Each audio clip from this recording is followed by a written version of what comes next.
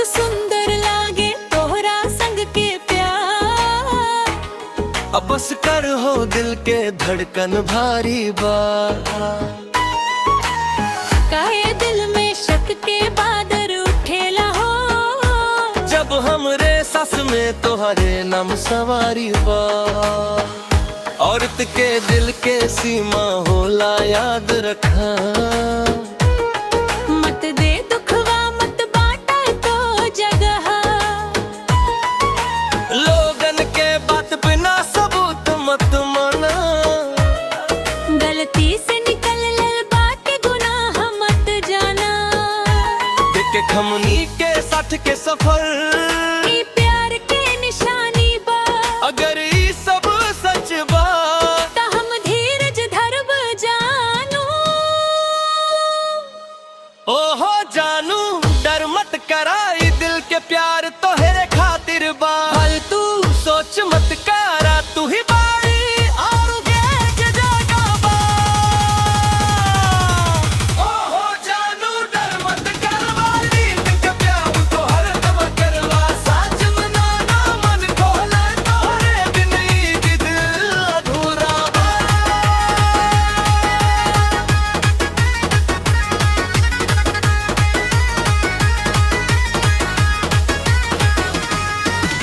बाहिर वाला बात पे भरोसा मत करा, ओकरा पर ध्यान मत दे सुना हमरा।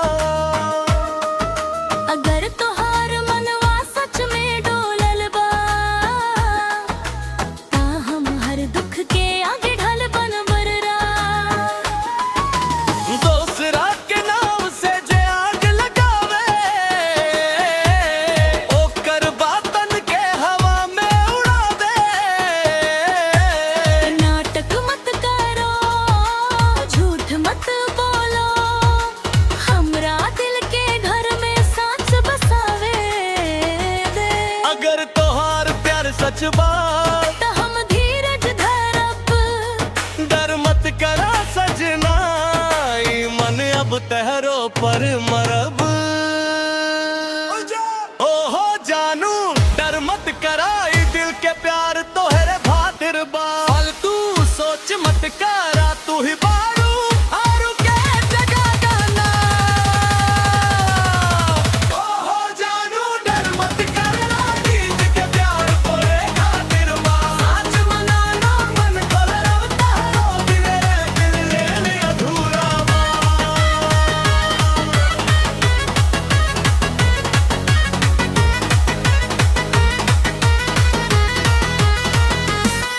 अब मन शांत बा, दिनवा उजियार बा। दोनों जाने आज साथे बैठल बानी। शुक्रिया हो सजनी, शुक्रिया हो सजना, हमरे किस्मत में